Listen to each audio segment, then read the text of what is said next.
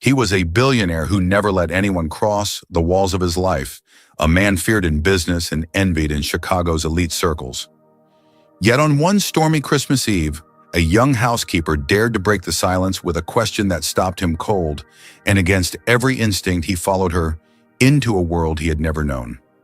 What happened behind the door of that small yellow house was not just dinner, but a secret that would unravel his carefully built empire of loneliness. Stay with me because nothing about this night ends the way you expect. Michael Pierce had grown accustomed to silence, but on Christmas Eve that silence cut deeper than ever.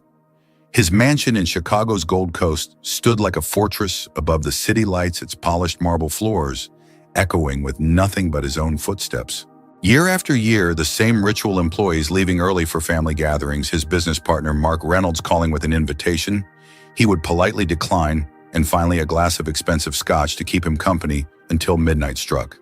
But that night something shifted. Emma Rivera, the new housekeeper, lingered by the doorway. She was supposed to leave like everyone else, vanish into the night with a polite "Merry Christmas, Mr. Pierce." Instead, she hesitated, her hands clasped in front of her, her eyes darting to the glass of scotch on his desk, to his loosened tie, to the empty office decorated more by shadows than by holiday cheer. "Will you be spending the night alone, sir?" she asked softly.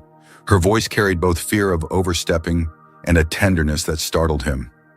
Michael forced a businessman's smile, the same one he had used to negotiate billion-dollar deals. "I have work to finish." The quiet helps. But even he could hear the hollowness in his excuse. Emma bit her lip as if weighing whether to retreat or take a leap. And then, like a spark in the dark, she blurted out, "Would you come to dinner at my place just for tonight?" No one should spend Christmas alone. The word stunned him. No employee had ever dared cross that invisible line. For a moment, his instinct was to dismiss her kindly but firmly. Yet something in her eyes disarmed him. There was no calculation, no hidden agenda, none of the hunger for status he was used to reading in the faces of women at charity galas. Only honesty. "I appreciate the offer," he said at last, his voice guarded, "but that wouldn't be appropriate. Enjoy your evening with your family." "I don't have family here," Emma admitted, her shoulders softening. "I came from New Mexico 6 months ago. I rent a small place in Logan Square. It's nothing fancy, but there's food and company." Michael froze. He had always imagined her slipping out after work to a warm home filled with laughter, perhaps parents or younger siblings. The reality unsettled him. She was just as alone as he was. She scribbled quickly on a notepad by the door and slid it onto his desk. 487 Acacia Street. Yellow house with a jasmine bush out front, in case you change your mind. And then she was gone, leaving Michael staring at the note, scotch burning his throat as he replayed her words. The city twinkled outside his window. Families gathered. Children tore open gifts. Couples laughed in the street. And he, Michael Pierce, head of one of Chicago's largest construction empires, was exactly where he had been for the last 20 Christmases alone. But tonight the loneliness felt different. It wasn't just an emptiness he had grown used to. It was a void sharpened by the memory of her eyes. By 8:47 p.m., he was pacing in his study. The note sat on his desk like a dare. His black Bentley waited in the garage. Logic screamed at him to stay put, but impulse, something he had long buried beneath layers of discipline, won. Without changing from his soaked Italian suit, he grabbed his keys and left. The security guard blinked in shock when Michael told him he would drive himself. No chauffeur, no bodyguards. Just him out into the night like an ordinary man. The city streets were nearly empty. Christmas lights hung from lampposts glowing through a light drizzle that quickly turned into a hard rain. He followed the GPS out of the wealthy enclaves, past boutiques and glittering condos, into narrower streets lined with aging brick apartments and corner stores still open for last-minute shoppers. By the time he reached Acacia Street, he felt foolish. What was he doing? Pulling up in front of a modest yellow house in Logan Square, his Bentley looked like it had landed on the wrong planet. He nearly turned the wheel to leave when he saw the jasmine bush by the door, the faint glow of colored Christmas lights in the window, and a figure moving inside. Emma. She was alone, setting the table, humming faintly, as if to fill the silence that surrounded her. Michael cut the engine. Rain pounded harder, plastering his hair to his forehead as he stepped out. Every instinct screamed this was madness. The tabloids would devour the story if they ever found out. But in that moment, staring at the modest house, he realized something terrifying. He didn't care. He walked up to the green front door, rehearsing excuses in his mind. Perhaps he'd say he was just passing by, that he wanted to drop off a gift. Perhaps he'd make it quick, 10 minutes at most, then retreat to his marble and glass isolation. Instead, he pressed the doorbell. "Who is it?" Emma's voice came from inside. "Michael," he answered, his voice lower than intended. For the first time in years, he felt vulnerable. The door swung open. Emma stood there in jeans and a simple red blouse, her hair down, her surprise softening into a smile that radiated more warmth than the entire mansion he had just left behind. "You came," she whispered, half in disbelief. Her home smelled of garlic onions and something else, something comforting. He couldn't place it first. A modest tree glowed in the corner, decorated with ornaments that didn't match but carried personality. Everything about the room felt alive, unlike the sterile perfection of his world. Michael hesitated on the threshold. Crossing it felt like crossing into a different life.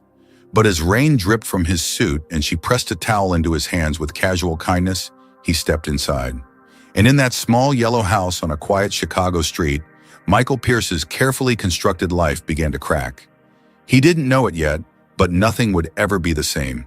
Do you think Michael made the right choice stepping into Emma's world? Michael Pierce felt strangely out of place in Emma Rivera's modest yellow house. Yet something about the warmth inside disarmed him. The scent of garlic and onions lingered in the air, mixing with the faint sweetness of cinnamon. A small Christmas tree stood in the corner, decorated with mismatched ornaments that seemed to carry stories of their own. The contrast from his sterile mansion in the Gold Coast could not have been greater, and it unsettled him in ways he hadn't expected. Emma pressed a towel into his hands without ceremony, as if they had known each other for years rather than a month of formal greetings in his house. "You'll catch a cold if you stay like that," she said. He nearly laughed at the absurdity. He owned dozens of custom suits, yet here he was, standing awkwardly in the living room of a woman who earned more in a month than he spent on a single tie, holding a towel like a boy caught in the rain. "I should have called," he muttered, unsure why he even came. "If you had called, I wouldn't have believed you," Emma replied with a shrug. "Now sit down. Dinner's almost ready." Her confidence surprised him. At the mansion, she was reserved, polite, almost invisible. Here in her own space, she was different, more alive, more genuine. He sat at the small wooden table, noticing the frayed edges of the tablecloth and the single candle flickering at the center. She moved gracefully around the tiny kitchen, humming to herself. Soon she placed steaming dishes before him, baked cod with potatoes, rice, and a simple salad. He hadn't eaten homemade food in years. Everything in his world came plated with artistic precision at Michelin-starred restaurants. Yet the aroma stirred something in him, memories of his mother's cooking long before wealth became his armor. They ate in silence for a few minutes until Emma asked, "So, what's it like being Michael Pierce?" He frowned. "What do you mean?" "You know," she said with a half smile, "the businessman in magazines, the bachelor, with the perfect suits, the man everyone seems to admire from a distance." He almost choked on his wine. "You've read those articles, impossible not to." "Your face takes up half the page," she teased. "But sitting here with wet hair and a towel, you don't look much like that man." Michael felt heat creep up his neck. "Those articles are PR. They sell an image, not the truth." "And what's the truth?" she asked, her eyes steady on his. For a moment he wanted to retreat behind the walls he had built for decades, but the words slipped out before he could stop them. "The truth is that it's lonely, more than anyone thinks." Emma nodded, not with pity, but with understanding. "My grandmother used to say the world confuses wealth with worth. That's why people chase the wrong things." He studied her face. She spoke without judgment, without agenda. Her words cut deeper than any criticism he had ever heard. "And what brought you here to Chicago?" he asked, trying to shift the focus. "My grandmother passed away early this year," she said softly. "She raised me after my parents died in a car accident. I sold the small inn she left me in New Mexico and came here to start fresh. Thought the city would give me a chance." Michael stared at her, feeling a strange kinship. They were both orphans of a kind, carrying scars behind polished facades. He told her almost reluctantly about losing his parents young, about the pressure of taking over the company when he was barely out of college. "That must have been hard," Emma said gently. It was survival, he admitted, swirling the wine in his glass. I built walls. I thought success would protect me. But sometimes I wonder if I built a prison instead. Her gaze met his. Prisons can be unlocked, you know. The words lingered in the air between them. After dinner, they sat with coffee as rain tapped against the window. Michael found himself telling stories he hadn't shared in years about fishing with his father, about the peaches his mother grew in their backyard before the mansion, about the dreams he had long before they were buried beneath contracts and mergers. Emma listened, sometimes laughing, sometimes quiet, but always present. The hours slipped away unnoticed. At midnight, fireworks exploded in the distance, faint pops from Navy Pier echoing across the city. Emma raised her mug in a toast. To new beginnings, she said. Michael clinked his cup against hers, surprised to hear himself answer, to new beginnings. Later, when the rain turned into a storm, Emma insisted he stay in her small guest room, rather than risk the slick roads. He resisted, but the sincerity in her voice made it impossible to refuse. As he lay in the unfamiliar bed wearing a borrowed t-shirt, he felt more at peace than he had in years. When morning came, the smell of coffee and cinnamon roused him. Emma was in the kitchen making rabanadas, a simple holiday breakfast. She looked up and smiled. Merry Christmas. For the first time in decades, Michael didn't feel the need to hide behind his title or his wealth. He was simply a man in a small house sharing coffee with someone who saw him, not his empire, not his money, but him. And that realization terrified him as much as it thrilled him. Do you feel Emma was brave for inviting Michael? Despite the risk, Michael Pierce had never known a Christmas morning like this one. No servants rushing through polished hallways, no curated spreads laid out by caterers, no endless emails pulling him back to work. Instead, he sat at a tiny table in Logan Square, sipping strong coffee while Emma Rivera slid a plate of warm rabanadas in front of him, the sweet scent of cinnamon filling the air. The house was quiet except for the soft hum of her voice as she moved around the kitchen. It felt ordinary, almost shockingly so, and yet extraordinary because it was real.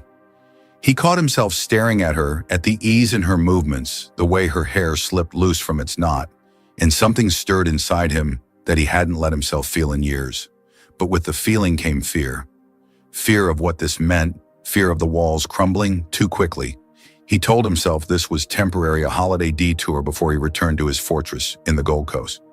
Yet when Emma sat across from him, smiling as though his presence alone was enough, he knew he couldn't lie to himself much longer. After breakfast, she asked if he had plans for the day. He almost said yes out of habit, meetings, projects, responsibilities, but for the first time, he admitted he didn't. Emma suggested a walk through Lincoln Park to see the Christmas decorations. Something inside him hesitated. What if someone recognized him, saw him with her whispered stories that would spread through Chicago's elite circles by morning?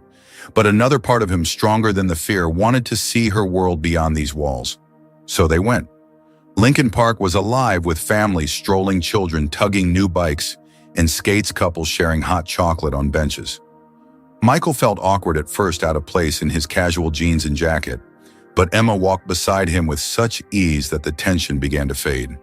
She bought popcorn from a vendor, laughed when the wind blew her hair across her face, pointed out the ducks drifting across the lake, as though each small thing mattered. He realized how rarely he noticed simple beauty anymore. They sat together on a bench watching the families. Emma's voice was quiet when she said, I used to dream about Christmas like this. My grandmother and I never had much, but she always told me the real gift was being together. I guess I didn't understand until she was gone. Michael turned to her, words catching in his throat. He wanted to tell her that he understood too well that wealth had filled every corner of his life except the one that mattered most. Instead, he draped his jacket over her shoulders when he saw her shiver, and the gratitude in her eyes told him she understood without the words. As the afternoon faded, they returned to her house for leftovers. The rain had stopped, leaving the air crisp and clear. Inside, Michael felt reluctant to let the day end. He had work waiting, calls unanswered, a life carefully constructed, like glass walls around him. But sitting at her table, listening to her laugh about some childhood memory in New Mexico, he realized the glass walls had already cracked. That night, when he finally returned to his mansion, the silence hit harder than ever. The house felt hollow, stripped of life. For the first time, Michael admitted to himself that he didn't want to go back to the way things were. The next few days unfolded like a secret rhythm between them. At work, he reduced his meetings, delegated more than he ever had. At the mansion, he found excuses to linger in the kitchen to ask Emma questions that had nothing to do with chores. She in turn left books lying where she knew he'd see them, made dishes from her grandmother's recipes and insisted he try them, laughed at his dry jokes in a way no one else dared. It was unspoken, this fragile thread pulling them closer. Neither dared name it. But when New Year's Eve arrived, Michael couldn't keep the boundary intact any longer. He invited her to a gala at the Chicago Club, a charity event he attended every year. At first she refused, worried she wouldn't belong, but when she walked out of her little yellow house in a navy dress that shimmered softly under the streetlights, he knew she belonged anywhere she chose to stand. The room fell silent when they entered. Eyes turned, whispers followed. Some looked at Emma with curiosity, others with disdain, but Michael didn't flinch. For once, he didn't care about reputation or headlines. He only cared about the woman whose hand trembled slightly in his, though her chin stayed high. When an influential socialite pressed with condescending questions about Emma's background, Michael bristled, but Emma held her own with dignity. And for the first time, he saw how strong she truly was, not in spite of where she came from, but because of it. As midnight drew near, they stepped out onto the terrace to watch fireworks over Chicago. The city glowed beneath them, bursts of light painting the sky. Michael felt his heart racing, his carefully rehearsed composure gone. He turned to her and spoke words he never thought he would, that she had changed him, that her kindness had stripped away years of loneliness, that she had reminded him what it meant to be seen as a man, not a fortune. The countdown began 10, 9, 8. He confessed he was falling for her as the clock struck midnight. And when fireworks exploded, he kissed her, tentative at first, then with a depth that left them both breathless. For a terrible second, she didn't move, and he feared he had made a mistake. But then she wrapped her arms around his neck, kissing him back with the same tenderness she'd shown in everything she did. The world fell away, the fireworks, the music, the gossiping crowd. There was only them, and for once Michael felt free. After the gala, after whispers and knowing looks, they didn't speak of what the future might bring. They only knew they had crossed a line they could never uncross. In the days that followed, they began carefully talking about what it meant about Emma's choice to leave her job at the mansion, so that what grew between them could be real, equal, honest. Michael offered to help her find something new, not with money but with introductions. She accepted only his support, not his wealth. That integrity made him respect her all the more. As winter gave way to a new year, Michael Pierce, the man who once spent every Christmas alone, began to discover what home really meant. It wasn't marble halls or a penthouse view of the city. It was a yellow house with a jasmine bush in Logan Square, a woman who spoke truth without fear, and the feeling